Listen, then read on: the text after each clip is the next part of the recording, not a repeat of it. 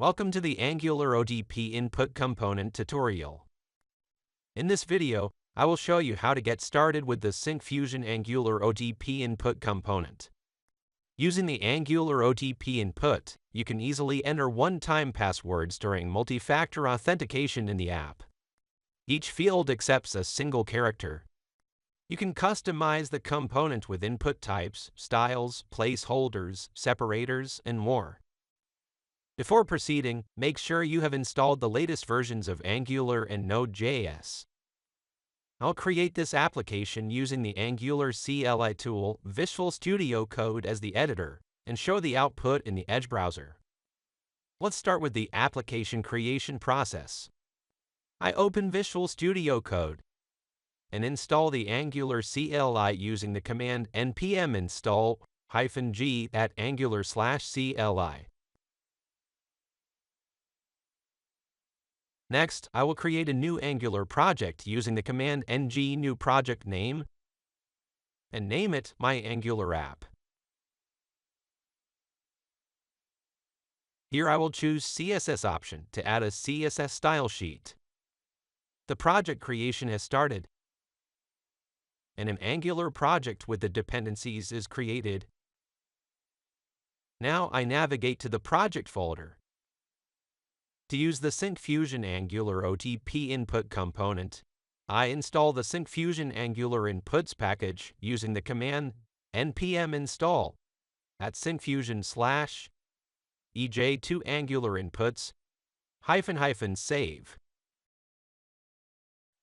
The application is now ready to use. The first thing I must do here is register the trial license key for Syncfusion's components. I open the main.ts file and import the register license method from the Syncfusion ej2 base package. Using this method, I register the trial license key. To learn how to generate this license key, refer to the link in the description below. The application is now configured to use Syncfusion components. Next, I navigate to the app component.ts file, import the OTP input module from the Syncfusion Angular Inputs package, and register it within the imports array of the component section. To apply styles to the OTP input component, navigate to the styles CSS file and add necessary CSS references by importing the material theme. To start using the OTP input component, I open the app component HTML page, remove the default code snippets, and add a division tag with class OTP container. Within this division tag, define the Syncfusion Angular OTP input component. Next, I navigate to the style CSS file and apply the styles, such as margin and width, to the division element for UI alignment.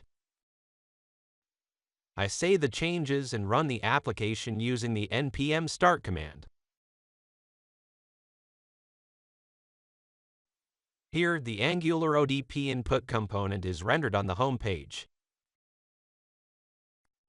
Next, to customize the length of the Angular OTP input component, set the length property. The default value is 4. I set it to 5.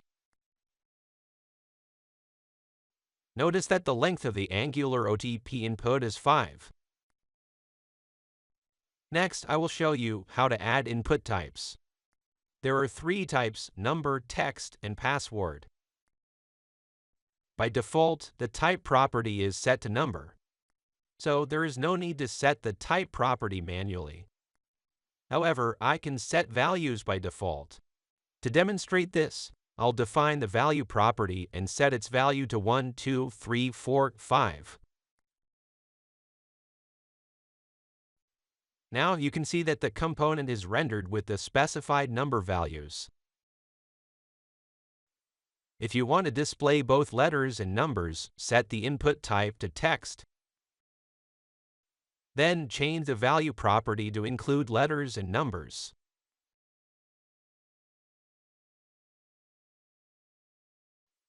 Now the component rendered with the provided text and number values.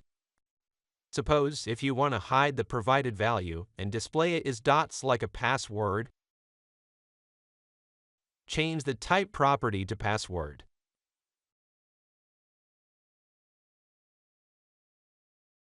Looking here, the provided value is displayed as dots.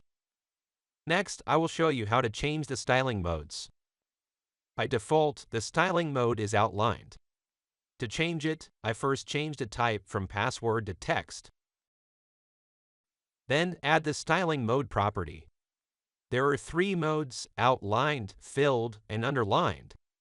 Let me proceed to demonstrate each option by changing the mode type. Since the default mode is outlined, I set it to filled. Now the Angular OTP input component is rendered with a filled style. Next, I'll apply underline mode, and the OTP input is rendered with an underline style. Next, I will show you how to add a placeholder. For clarity, I remove the styling mode property and the value property because when I add a placeholder containing a value, it might not be visible. Then I add the placeholder property. If I set it to a single character like a hash, all input fields will display this character. Look, the hash is displayed in all the input fields. If you want different characters in each input field, set the placeholder property to multiple characters. For example, I set it to different alphabetic characters like this. When multiple characters are set as a placeholder, each Angular OTP input field shows them sequentially based on the specified input length. Looking here, each input field displays the provided placeholder characters in a sequence. Next, I will show you how to add a separator. First, I define the separator property. The separator in the component specifies the character or symbol used to separate each input field to enhance their visual separation. In this case, I use a slash. Now the slash is displayed. Next, I will show you how to customize the appearance of the component by changing its color, font, size, or other visual aspects. I set the CSS class property, which supports predefined styles, and set the CSS class to each success, which represents a positive action. And the component color has changed to green. Next, I change the CSS class from eSuccess to the eWarning. This class is used to represent an action with caution. The Angular OTP color has changed to orange. Next, when I change the CSS class from eWarning to eError, which represents a negative action, the component color has changed to red. Finally, to disable the component, simply set the disabled property to true. You'll observe that the Angular OTP input component is disabled. Now let me summarize. In this video, I have shown you how to add the Syncfusion Angular OTP input component to an Angular application. I also showed you how to customize the Angular OTP input component. If you want to try out the example used in this video, you can download it from the GitHub link in the description below. I have also provided a link to check if you qualify for a free license key to use our Angular components through our community license. Thank you for watching this video. If you found it helpful, please like and subscribe to our channel.